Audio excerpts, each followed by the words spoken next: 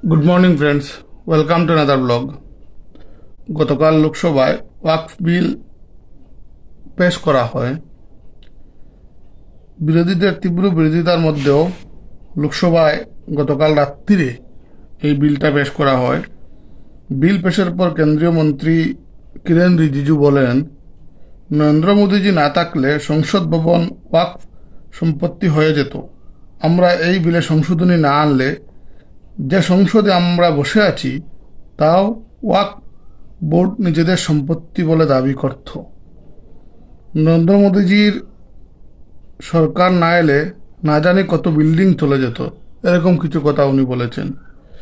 এবার সরকারের পক্ষের মন্ত্রী, সরকারের পক্ষের দলের মন্ত্রী বা দল বিজেপিরই একজন নেতা এর পক্ষেই কথা বলবেন।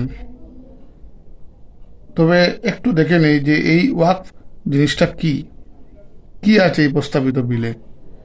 মুসলিম আইন অনুযায়ী যেসব স্থাবর ও অস্থাবর সম্পত্তি দলিল প্রক্রিয়ার মাধ্যমে শুধু ধর্ম প্রচার এবং সমাজের উন্নতিকল্পে দান করা হয় তাকেই বলে ওয়াকফ সম্পত্তি। এই সম্পত্তি হস্তান্তর করা যায় না বা কোনো ব্যবসায়িক স্বার্থে ব্যবহার করা যায় না।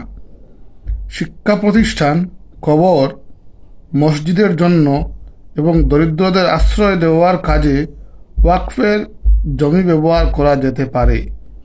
মুসলিম সম্প্রদায়ের মানুষ মনে করেন ওয়াকফ আসলে ঈশ্বরের সম্পত্তি। 1954 সালে পাশ হয়েছিল ওয়াকফ আইন। 1964 সালে তৈরি হয় সেন্ট্রাল ওয়াকফ কাউন্সিল। এর নজরদারিতে চলে ওয়াকফ বোর্ডগুলি। এই সংক্রান্ত যে আইন 1995 সালে ছিল সেটি 2013 সালে সংশোধিত হয়। সেই আইন অনুযায়ী ওয়াকফ বোর্ড সম্পত্তি চিহ্নিত করতে পারে। তাতে ওয়াকফ বোর্ডকে সর্বোচ্চ ক্ষমতা দেওয়া হয়েছিল। এই মুহূর্তে দেশজুড়ে প্রায় 9.4 লক্ষ একর জমি নিয়ন্ত্রণ বা পরিচালনা করে ওয়াকফ বোর্ড। এই সম্পত্তির বর্তমান মূল্য প্রায় 1.2 লক্ষ কোটি টাকা। সংশোধনী প্রস্তাবে কি বলা হয়েছে? দেশজুড়ে 30টি ওয়াকফ বোর্ড রয়েছে।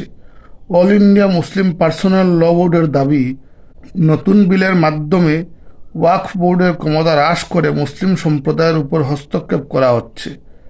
পাল্টা কেন্দ্রীয় সরকারের দাবি, এই বিল পাশ হয়ে আইনে পরিণত হলে ওয়াকফ সম্পত্তির একটি ডিজিটাল তালিকা তৈরি করা হবে। এর ফলে পুরো বিষয়টিতে স্বচ্ছতা আসবে, কমে যাবে মামলার সংখ্যা। ভালো খারাপ জানি না, তবে আমি যতটুকু বুঝতে পারছি যে এটা সংশোধনী হওয়া দরকার, এটা ভালো জিনিস।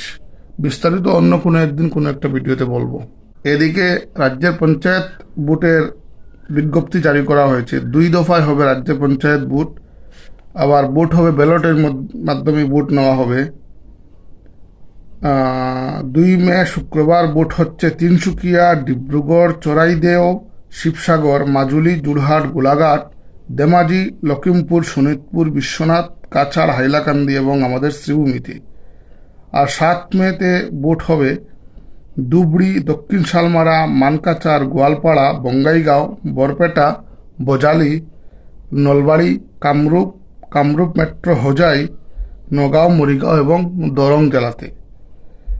3 এপ্রিল থেকে মনোনয়ন দাখিল করা হবে। মনোনয়ন দাখিলের শেষ দিন 11 এপ্রিল। মনোনয়ন প্রত্যাহারের শেষ দিন 17 এপ্রিল। আর 11 মে হবে ভোট গণনা। এদিকে এই সময়ে কিন্তু সরকারি কর্মচারীরা ছুটি নিতে পারবেন না, ওদের ছুটি বাতিল করা হয়েছে।